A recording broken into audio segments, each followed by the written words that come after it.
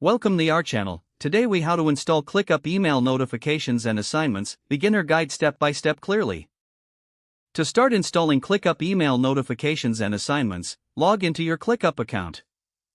Once logged in, navigate to your profile icon located in the bottom left corner. Click on your profile icon to reveal a menu. From the menu, select Settings. In the Settings menu, look for the Notifications tab on the left sidebar. Click on the Notifications tab to access your notification settings. You will see various options for email notifications. Review the available notification categories such as task assignments and comments. To enable email notifications for task assignments, find the option labeled Task Assignments. Toggle the switch to turn on email notifications for this feature. Next, review the settings for comments to keep updated on team discussions. Find the option labeled Task Comments and toggle the switch to enable notifications. You may also want to adjust settings for due date reminders. Locate the Due Date Reminders option and toggle it to your preference. If you want notifications for tasks you are following, find the Task Follow option. Enable this by toggling the switch as needed.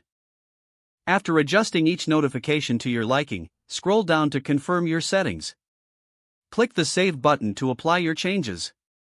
Next, navigate back to your dashboards or tasks to ensure everything is updated. You can test the email notifications by assigning a task to yourself or a teammate. Check your email to confirm you received the notification. Make any adjustments as necessary by returning to the settings.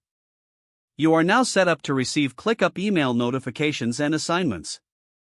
Your productivity can now be enhanced with real-time updates from ClickUp. If the page does not load, refresh the browser or try again in a private or incognito window. Make sure you are using the correct email address, then retype it carefully to avoid small typos. If your password is not accepted, use the reset option and create a new strong password you can remember.